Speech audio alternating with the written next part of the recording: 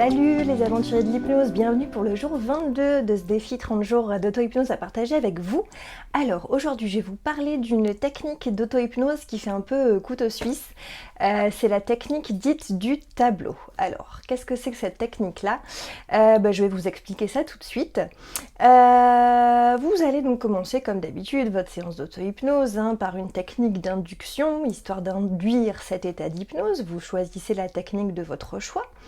Et vous allez ensuite visualiser, chemin faisant, voilà, imaginons vous vous promenez dans votre lieu ressource par exemple, et vous allez vous imaginer arriver devant un tableau. Alors vous savez les tableaux, ça peut être ces vieux tableaux noirs là, comme à l'école, sur lesquels sont inscrits des mots.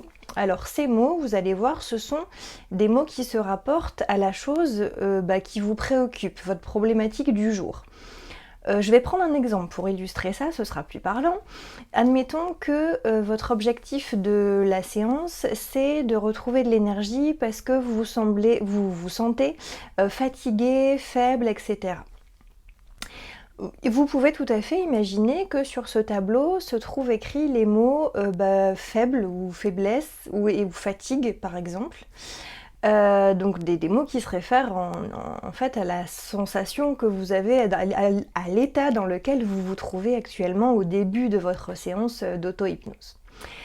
En fait, ce tableau fait le parallèle avec ce qui est imprimé dans votre corps et peut-être même dans votre inconscient. Le but du jeu, en fait, ça va être de remplacer au plus profond de votre inconscient ces mots par d'autres sensations ou d'autres sentiments que vous avez envie d'éprouver. Alors par exemple, vous allez donc vous approcher de ce tableau et déjà vous allez commencer par effacer ces mots, comme si vous effaciez, alors vous prenez bien le temps d'effacer lettre par lettre, en vous imaginant qu'au fur et à mesure que vous effacez ce mot, toutes les lettres perdent, ce mot commence à perdre de son sens parce que toutes les lettres commencent à se mélanger et que comme ce mot s'efface de ce tableau, ce mot commence à s'effacer de votre inconscient, de l'intérieur de vous-même. Donc normalement ça devrait commencer à vous enlever ces sensations que vous avez envie d'enlever. Comme on déteste finalement le vide, on n'aime pas laisser les choses vides, inconsciemment, on n'aime pas ça. Donc ce tableau, vous allez le remplir avec d'autres choses. Et avec quoi vous allez le remplir, le compléter? Tout simplement avec ce que vous visez, ce que vous avez comme objectif. L'objectif de votre séance, là, avec mon exemple, ça pourrait être, retrouver de l'énergie, retrouver de la force, etc.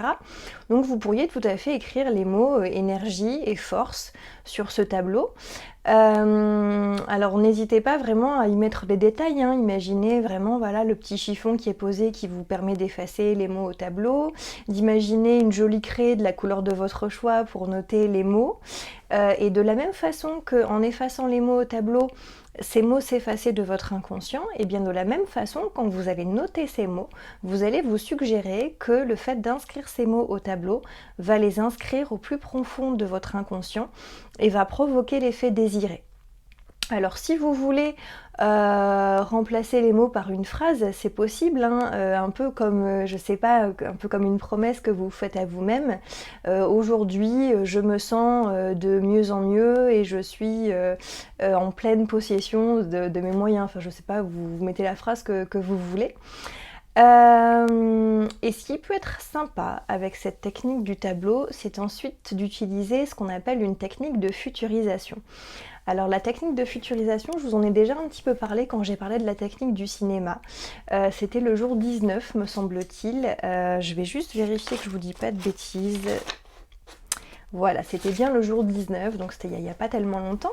Je vous ai parlé de la technique du cinéma et je vous ai dit qu'en fin de séance, vous pouviez tout à fait appuyer sur la touche avance rapide, en quelque sorte comme une télécommande magique qui ferait avancer le film de votre vie. Et là c'est un peu la même chose. Une fois que vous avez posé les choses, vous allez pouvoir voir un peu votre futur, comment il se passe une fois que vous avez posé ces choses-là au fond de votre inconscient. Alors peut-être que vous n'avez pas besoin d'aller voir très loin ce qui va se passer, peut-être que c'est juste aujourd'hui, voilà, vous aviez besoin particulièrement d'avoir de l'énergie. Et comment vous allez visualiser cela?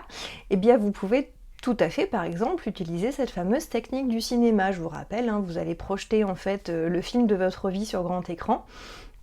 Et vous allez simplement y assister. Et puis même à un moment, si vous avez envie, pour aller plus loin, vous pourriez même sauter le pas et passer dans cet écran, hein, comme si vous pouviez rentrer dans le film pour vivre les choses de l'intérieur et ancrer ces sensations au plus profond de vous-même.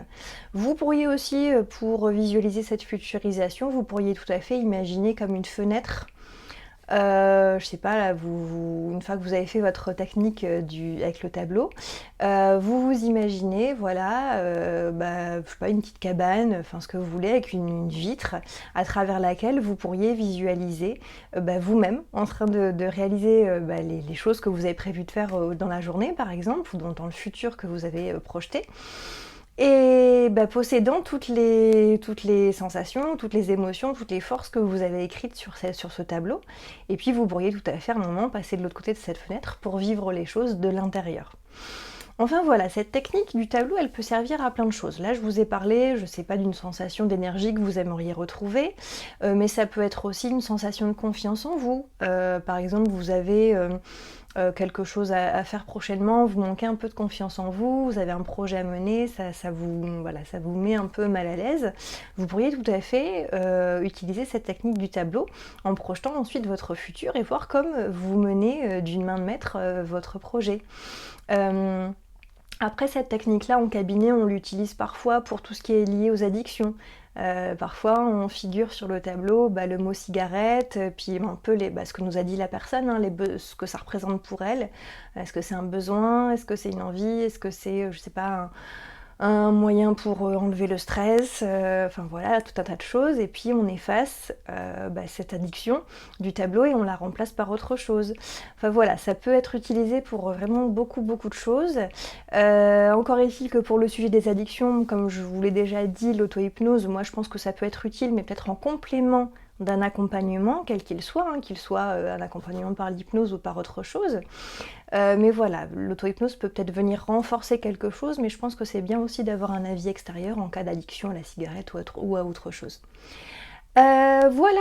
Écoutez, cette technique du tableau balaye est très large. Moi j'aime bien l'utiliser pour moi-même, je l'utilisais aussi pas mal en cabinet. C'est une technique que j'aime bien. Qui est toujours aussi facile à utiliser, hein, comme toutes les techniques que je vous propose. Voilà, dites-moi si cette technique vous plaît, si vous la testez, qu'est-ce que ça a provoqué, quel résultat vous avez obtenu. Et moi je vous dis à demain pour le jour 23 de ce défi consacré à l'auto-hypnose. Bonne journée à tous, salut!